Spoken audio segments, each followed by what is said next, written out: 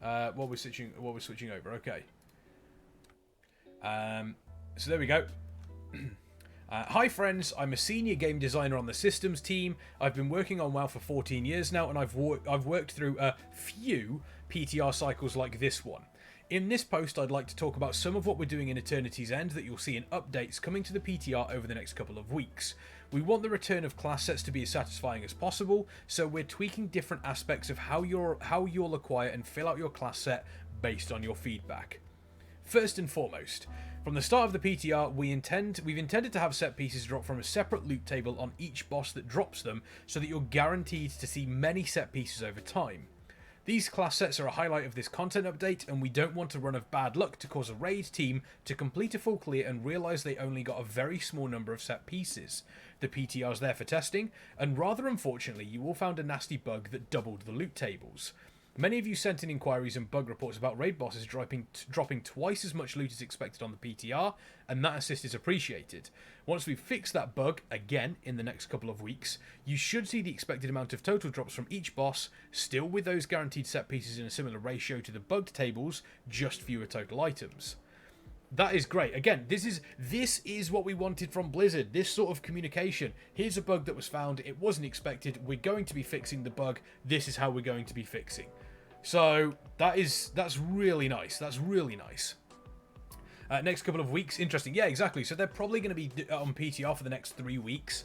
I mean, if we expected it to release February 22nd, that probably sounds about right. The PTR generally changes about a week beforehand, so that I can understand that. So probably the next 2 weeks they'll be changing it. But please don't stop reading here. There's more. The Creation Catalyst. We've been designing this tier with a future eventuality in mind. If you haven't heard of it yet, a new in-game gear transformer called the Creation Catalyst will come online 8 weeks after the content update, if all goes according to plan. The Creation Catalyst will allow you to craft set gear that you haven't yet gotten from raid bosses or the Great Vault, and it will also be a swift way to gear up an alt later in the patch.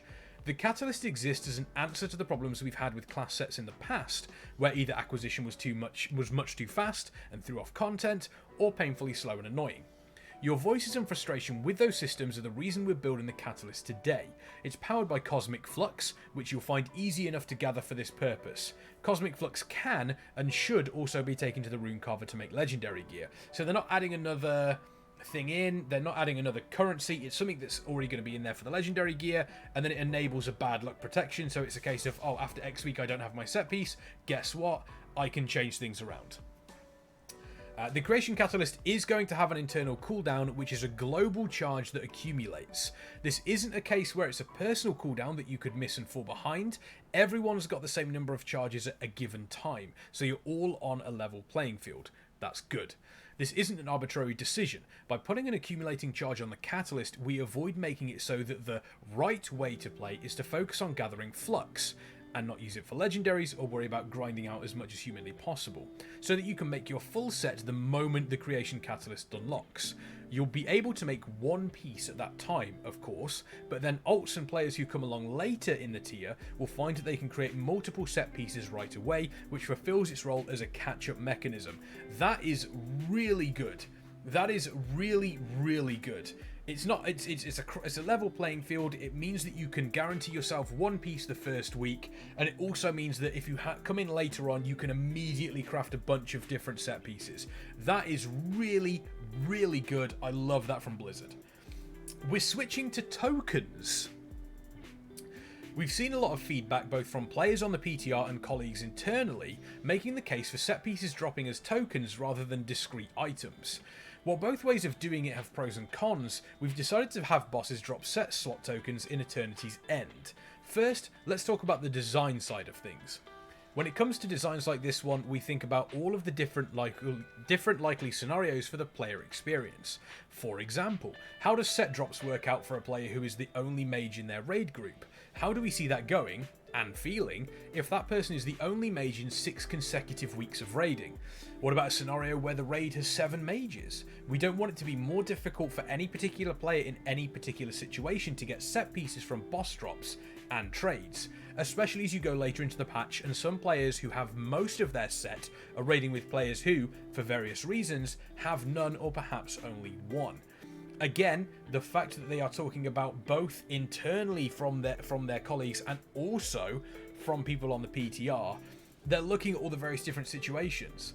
What happens if you're an only mage in a guild for 6 weeks? What happens if there's 7 of you? How does it fit in? How are we going to make this so that not only is everybody on a level playing field, but we can also help players gain their sets at a relatively decent pace? I really like that. In addition to the design considerations, there are also technical limitations we have to tackle. Items which are dropped as a token are very different from the perspective of the game code than items which are equipable by a player, and not quite as smart. As a result, some of the work we do to make sure loot was equitable and fair aren't as effective with them, a lesson we drew from how Castle Nathria played out.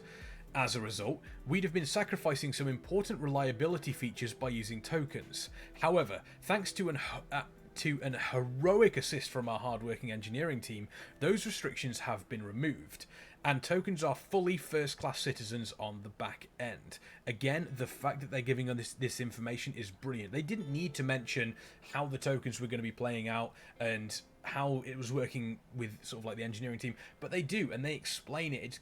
It's good communication from Blizzard. Tokens aren't a magic bullet here, but we agree that with these changes, they'll hopefully feel better and distribute set gear as equitably, or more so, than discrete item drops would have. This is another experiment. We've done tokens in the past, but never with the full structure of parallel loot and the safeguard of the catalyst. But until we try tokens, we won't know how successful, or not, they are in the world. So you should see the switch over to set token drops in next week's PTR update, and we'll be listening to your voices as 9.2 progresses. Thank you.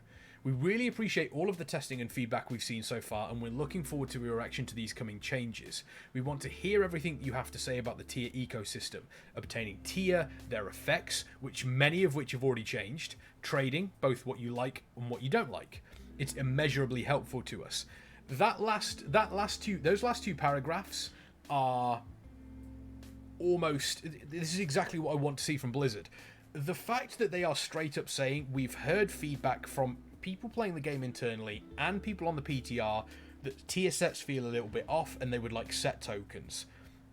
They've straight up said here, okay, let's try it. You folks want to try set tokens. Let's see how it plays out. Let's see what we can do. Let's see how it feels for you. Let's see how it feels for the game. And then we can sort of take a look at the data as 9.2 progresses, and we can base future tier tokens, future loot systems on that.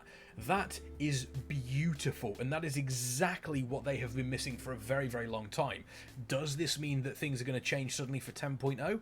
I don't know. I don't think it will. But does it mean that we are going to be seeing changes that will probably be a more positive effect for the player base?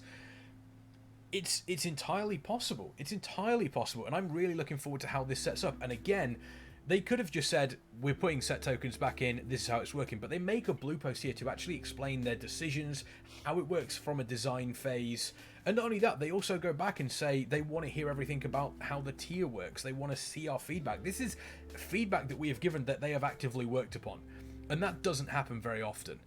And over the past month, the information and the communication we've been getting from Blizzard, specifically from the development standpoint of 9.2 and the game as a whole, has been absolutely incredible, and I've got to give props to the team for that. Only thing Token loses out on is that feeling when your group sees that sick loot drop and everyone gets hype. I mean, yes, I kind of understand that, but also from a certain point, there's also the excitement of, oh, tier, I could probably get my 4 set here. Let's go, let's get this tier. You know, the excitement's still there. Thing is, with personal loot, we don't really get that at present. I mean, that is true, but from what I know, or from what I remember seeing, I don't know whether it was a bug or whether it was confirmed. Tier loot can be traded, just straight up. Tier loot can be traded straight up. You know, that can just be traded straight. So that's not the same. I mean, you may not feel that way. I feel that way. I feel as though if I see it drop and I'm on 3 pieces, I'm like, 4 piece, let's go. Let's get this sorted. You know, and, you know, there is that option, but the tier can be traded left and right. So the personal loot doesn't come into it. You can master loot that. That went for me when personal loot was mandatory. I mean, that is another argument. That is another argument. I mean, in guild groups, it should absolutely be a thing. It should absolutely be a thing. I can understand why some people don't want Master Loot, because it doesn't promote, but it helps create a toxic culture for loot and for people to abuse their positions in a guild. But then that's not a problem with the system, that's more a problem with the community as a whole, and something that does need to be addressed. But I wouldn't necessarily be against Master Loot coming back in. I would like to see Master Loot come back in. It's only available in a guild group, and everybody has to say yes to it. Because then that way you can't say yes to it and then, you know, get shafted over the gear, because you've agreed to it. You've agreed to have Master Loot and the inherent risks that come along with that. That's the way you make it, almost like a ready check. That's what I would do. That's how I'd set it up. Absolutely. But no, that is absolutely fantastic from Blizzard. I love every part of that. I love every part of that. That's just beautiful. That is just beautiful.